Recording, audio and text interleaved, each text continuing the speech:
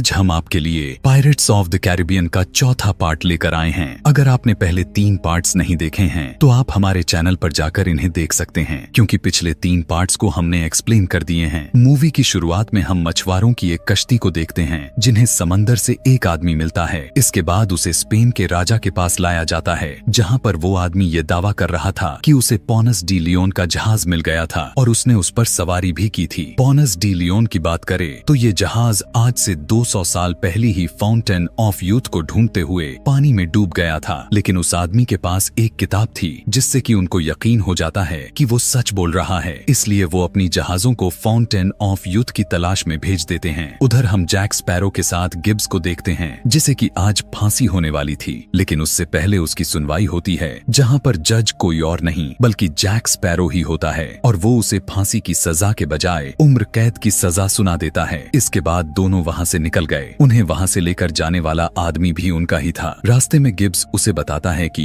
एक बहरूपिया Jack sparrow सफर पर जाने के लिए लोग ढूंढ रहा है। फिर जैक स्पैरो गिब्स को ये भी बताता है कि वो फाउंटेन ऑफ यूथ को ढूंढने के लिए जा रहा है। थोड़ा आगे जाने के बाद वो रुक जाते हैं। जैसे ही वो दोनों नीचे उतरे, लंदन के सिपाही उनका इंतजार कर रहे थे। वो सीधा जैक स्पैरो को वहाँ से इंग्लैंड के राजा के पास ले जाते हैं। दरअसल इंग्लैंड के राजा ने जैक स्पैरो को इसलिए बुलाया है ताकि वो फाउंटेन ऑफ यूथ को ढूंढना चाहता था, क्योंकि उसे पता चल गया था कि स्पेन के राजा ने भी उसे ढूंढने के लिए जहाज भेज दी है और इंग्लैंड का राजा स्पेन के वहाँ पर पहुँचने से पहले उस जगह को ढूंढना चाहता है। ये सुनकर जैक स्पैरो कहता है कि इसके लिए मुझे एक जहाज और कुछ लोग चाहिए। ये सुनकर राजा कहता है कि तुम्हें कप्तान भी चाहिए और वो बरबोसा को वहाँ पर बुला लेता है। बरबोसा के आते ही जैक स्पैरो उससे पूछता है कि आखिर ब्लैक पर्ल जहाज कहाँ पर है। बरबोसा बताता है कि वो तो एक हमले के दौरान डूब गई जिसमें मेरा एक पैर भी चला गया। ये सुनकर जैक स्पैरो को बहुत ही गुस्सा आ जाता है। अब क्योंकि जैक स्पैरो बरबोसा के साथ नहीं जाना चाहता था, इसलिए वो वहाँ से भाग गया। उसे पकड़ने के लिए कुछ सिपाही भी उसका पीछा करने लगते हैं, लेकिन वो सबको चकमा दे देता है। लेकिन तभी पीछे से एक सिपाही आकर उस पर गोली चलाने ही वाला था कि तभी किसी ने उस सिपाही को शूट कर दिया। दरअसल वो कोई और नहीं बल्कि जैक स्पैरो का बाप था। वो जैक स्पैरो से पूछता है कि क्या तुम फाउंटेन ऑफ यूथ जा रहे हो, क्योंकि लंदन में एक अफवाह उड़ रही है। जैक स्पैरो कहता है कि हाँ, मैं जा तो रहा हूँ, लेकिन कोई यहाँ पर मेरा बहरूपिया है, वो भी वहीं पर जाना चाहता है। तभी जैक स्पैरो के डैड उसे बताते हैं कि वहाँ पर जाकर तुम्हें एक रस्म पूरी करनी होगी, जिसके लिए तुम्हें 2 चांदी के प्याले चाहिए। इसके बाद वो वहाँ से गायब हो जाता है। तभी वहाँ पर जैक स्पैरो को अपना बहरूपिया भी मिल गया, जो कि जहाज के लिए लोग इकट्ठा कर रहा था। जैक और उसमें लड़ाई हो जाती है। वो तलवार चलाने में बहुत ही ज्यादा अच्छा था, इसलिए जैक समझ जाता है कि ये कोई और नहीं बल्कि उसकी एक्स गर्लफ्रेंड एंजेलिका है। तभी वहाँ पर कुछ सिपाही भी आ जाते हैं, लेकिन जैक और एंजेलिका एक हैंडल को दबाकर वहाँ से पानी में गिर गए और सीधा शहर की दूसरी तरफ निकलते हैं। जैक स्पैरो उससे पूछता है कि क्या तुम्हें उस फाउंटेन ऑफ यूथ की रस्म के बारे में कुछ पता है, जिस पर एंजेलिका बताती है कि उसके लिए हमें एक जलपरी भी चाहिए। इसके बाद पीछे से आकर एंजेलिका का आदमी जैक स्पैरो को बेहोश कर देता है। उधर हम गिब्स को देखते हैं, जिसको बरबोसा के पास लाया जाता है। बरबोसा उससे जैक स्पैरो के बारे में पूछता है और उसे धमकी देता है कि अगर तुमने मुझे जैक स्पैरो के बारे में नहीं बताया तो तुम कल का सूरज नहीं देख पाओगे। ये सुनकर गिब्स उसे फाउंटेन ऑफ यूथ जाने का नक्शा दिखाता है, जो कि उसने जैक स्पैरो से चुरा लिया था। तभी वो उस नक्शे को उसके सामने ही जला देता है और कहता है कि ये नक्शा मेरे दिमाग में है, मुझे अपने साथ ले चलो, और उसकी जान बच जाती है। उधर जैक स्पैरो की जब आंख खुली तो वो खुद को एक जहाज में देखता है। तभी उसे पता चलता है कि वो तो ब्लैकबियर्ड जहाज में है। इसके बाद वो एंजेलिका से मिलता है, जहाँ पर उसे पता चलता है कि एंजेलिका ब्लैकबियर्ड की बेटी है और ब्लैकबियर्ड के लिए एक भविष्यवाणी हुई है कि वो 15 दिनों के अंदर किसी एक टांग वाले आदमी के हाथों मारा जाएगा। इसलिए वो भी फाउंटेन ऑफ यूथ को ढूंढने के लिए जा रहा है। दूसरी तरफ बरबोसा के जहाज में गिब्स उन्हें फाउंटेन ऑफ यूथ की तरफ लेकर जा रहा होता है कि तभी वो अपने सामने स्पेन के जहाजों को देखते हैं। बरबोसा ने अपने सभी लोगों को उन पर हमला करने के लिए तैयार कर लिया,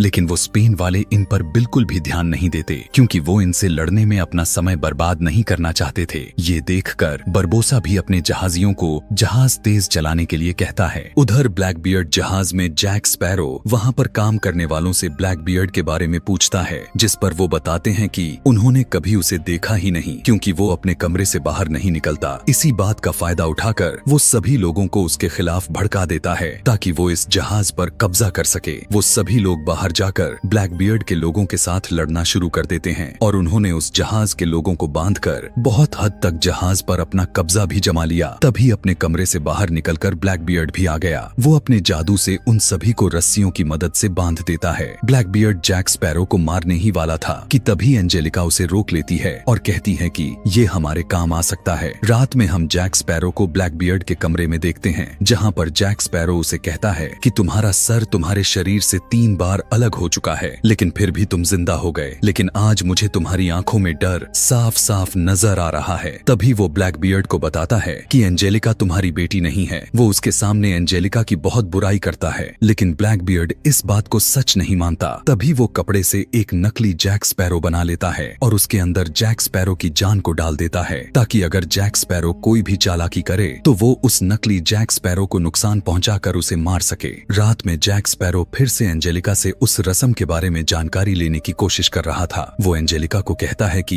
अब ब्लैकबियर्ड का समय खत्म हो रहा है, इसलिए हम दोनों उस फाउंटेन ऑफ यूथ का पानी पी सकते हैं। जिस पर एंजेलिका उसे बताती है कि वहाँ पर तुम्हें 2 पॉन्स डी लियोन के चांदी के प्याले, जलपरी के आंसू और फाउंटेन ऑफ यूथ का पानी, इससे हम किसी भी इंसान के जिंदगी के साल चुरा सकते हैं, यानी कि उन्हें अपनी उम्र को बढ़ाने के लिए किसी और की जान की कुर्बानी देनी होगी। इसके बाद एंजेलिका जैक स्पैरो को जहाज के उस कोने में ले जाती हैं, जहां पर ब्लैकबियर्ड ने काफी सारी समुद्री जहाजों को अपनी कैद में लिया हुआ था, जिसके अंदर जैक स्पैरो की ब्लैक पर्ल जहाज भी होती है। एंजेलिका उसे कहती है कि तुम मेरी मदद करो, मैं तुम्हें इसके बदले में तुम्हारी मनपसंद जहाज तुम्हें दे दूंगी। इसी वक्त एंजेलिका उसे ये भी बता देती है कि वो सच में ब्लैकबियर्ड की बेटी है और वो वहाँ पर अपने पिता और अपनी उम्र को बढ़ाने के लिए जा रही है। इसके बाद वो सभी एक व्हाइट कैप वे नाम की जगह पर जलपरियों को ढूंढने के लिए रुक जाते हैं, क्योंकि यही वो जगह है जहाँ पर जलपरियां रहती हैं। ब्लैकबियर्ड वहाँ के लाइट हाउस में जाकर एक कश्ती की तरफ उसकी रोशनी कर देता है, क्योंकि वो जलपरियां रोशनी की तरफ खींची चली आती है और उनके चारे के लिए उसने उस कश्ती में कुछ लोग भी बैठा दिए थे। थोड़ी देर बाद वहाँ पर काफी सारी जलपरियां भी आ जाती हैं, लेकिन ये कोई मामूली जलपरियां नहीं होती, बल्कि ये जलपरियां तो इंसानों का मांस खाती हैं और वो एक एक करके उस कश्ती में बैठे सभी लोगों को अपने साथ पानी में ले जाने लगती हैं। वो उन जलपरियों को अपने जाल में फंसाने की कोशिश करते हैं, लेकिन एक भी जलपरी वहाँ उनके जाल में नहीं फंसती और बाकी के बचे हुए लोगों को भी अपने साथ ले जाने लगती हैं।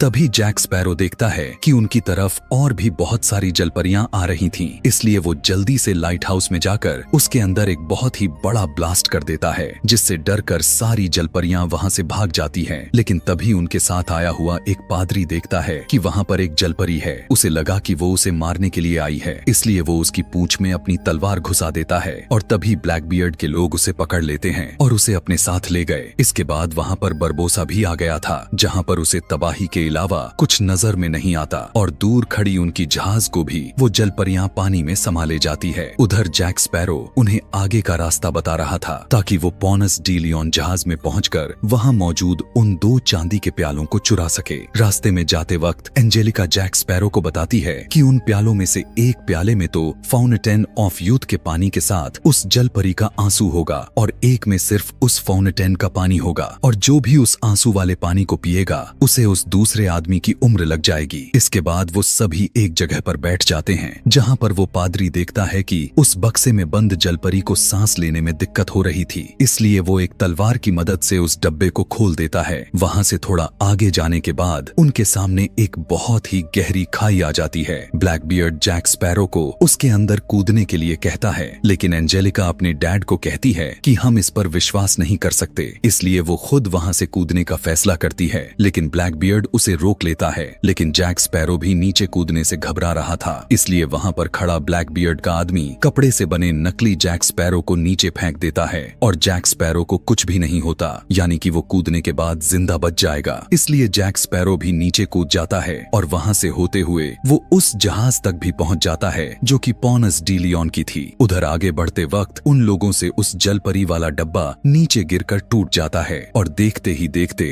उस जलपरी की पूंछ इंसानी अपनी पैरों में बदल जाती है, लेकिन वो अपने पैरों से चल नहीं पाती, इसलिए वो पादरी उसे उठा लेता है। दूसरी तरफ जैक स्पैरो भी उस जहाज तक पहुंच गया था और उसके अंदर चला जाता है, जहां पर चारों ओर खजाना था। लेकिन खजाने के साथ साथ वहां पर उससे पहले ही बरबोसा भी पहुंच गया होता है और दोनों एक दूसरे के साथ लड़ने ही वाले थे कि तभी वो देखते हैं कि इस जहाज में बैलेंस रखना बहुत जरूरी है, नहीं तो ये किसी एक तरफ गिर जाएगा। इसलिए वो दोनों साथ मिलकर उस तिजोरी को खोलते हैं, लेकिन उसके अंदर पत्थर के अलावा कुछ नहीं होता। उन पत्थरों को देखकर बरबोसा कहता है कि ये स्पेनिश लोगों का काम है, वो हमसे पहले ही यहाँ पर पहुँच गए थे, लेकिन मैं जानता हूँ कि उनका ठिकाना कहाँ पर है। इसके बाद बरबोसा जैक स्पैरो और बाकी के अपने साथियों को उनके ठिकाने पर ले आता है। दूसरी तरफ ब्लैकबियर्ड उस जलपरी से उसका एक आंसू मांगता है, लेकिन वो उसे नहीं देती। तभी उसे पता चल जाता है कि पादरी और जलपरी दोनों एक दूसरे से प्यार करते हैं, इसलिए ब्लैकबियर्ड उस पादरी को जलपरी के सामने मार देता है। लेकिन फिर भी जलपरी अपनी आंख से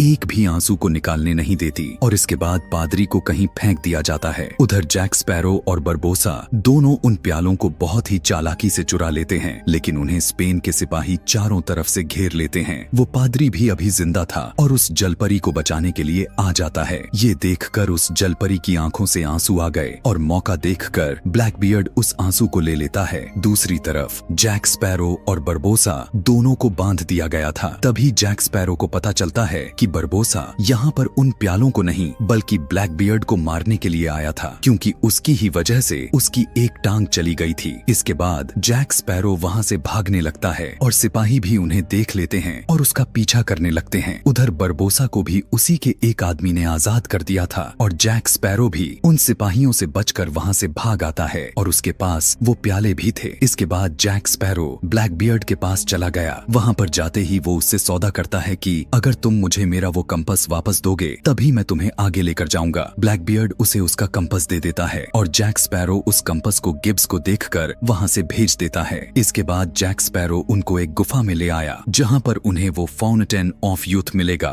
थोड़ी देर तक तो उन्हें वहाँ पर कुछ भी नहीं मिलता। ये देखकर ब्लैकबियर्ड को लगता है कि जैक स्पैरो उन्हें पागल बना रहा है, लेकिन जैसे ही जैक स्पैरो ने उन प्यालों पर लिखे कुछ नामों को पढ़ा, उसी वक्त उस गुफा की छत और जमीन पर पानी इकट्ठा होने लगता है और तभी एक परिंदा उस छत के अंदर चला गया। उसे देखकर जैक स्पैरो ने जैसे ही उस छत को अपनी तलवार से छुआ, वो भी ऊपर चला जाता है और वो जगह कुछ और नहीं बल्कि फाउंटेन ऑफ यूथ ही थी। उसके पीछे पीछे बाकी के लोग भी वहाँ पर आ जाते हैं। थोड़ी देर बाद वहाँ पर बरबोसा और उसके साथी भी आ गए और उन्हें कोई और नहीं बल्कि गिब्स ही जैक स्पैरो के उस कंपास की मदद से लाया था। बरबोसा अपने जानी दुश्मन ब्लैकबियर्ड को मारने के लिए अपनी तलवार निकाल लेता है और सभी एक दूसरे के साथ भीड़ जाते हैं। वो सभी लड़ ही रहे थे कि वहाँ पर तीसरी पार्टी स्पेन के सिपाही भी आ जाते हैं। उन्हें देखकर जैक अपने हाथ वाले प्याले को एंजेलिका को दे देता है और स्पेन के उन सिपाहियों का कप्तान एंजेलिका से उन प्यालों को लेकर दूर फेंक देता है और कहता है कि इंसान की उम्र सिर्फ भगवान की देन है, इससे हमें छेड़छाड़ नहीं करनी चाहिए। और इतना कहने के बाद वो अपने सिपाहियों को ऑर्डर देता है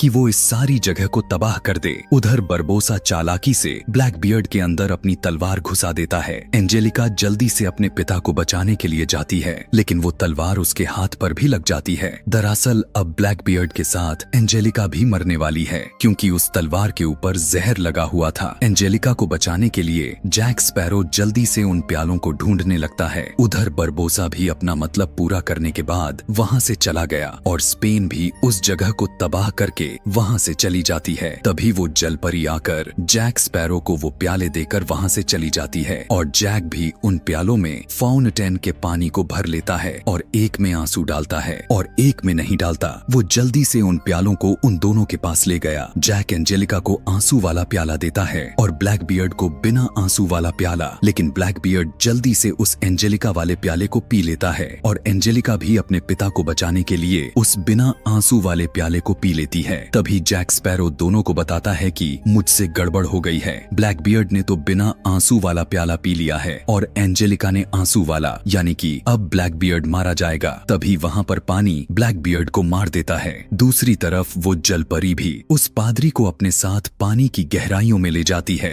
वहाँ से जाने के बाद जैक स्पैरो एंजेलिका को एक टापू पर छोड़ देता है और दूसरी तरफ बरबोसा अब ब्लैकबियर्ड की जहाज का कप्तान बन गया है। इसके बाद जैक जैक स्पैरो अपने साथी गिब्स के पास जाता है, जो कि ब्लैकबियर्ड की जहाज से ब्लैक पर्ल और बाकी की बची जहाज भी ले आया था, लेकिन उन्हें ये नहीं पता था कि आखिर ब्लैक पर्ल को इस बोतल से बाहर कैसे निकालना है। इसी के साथ ये मूवी यहीं पर खत्म हो जाती है। इस कहानी के 5वें भाग को देखने के लिए कमेंट में पार्ट 5 लिखना ना भूलें। Thanks for watching.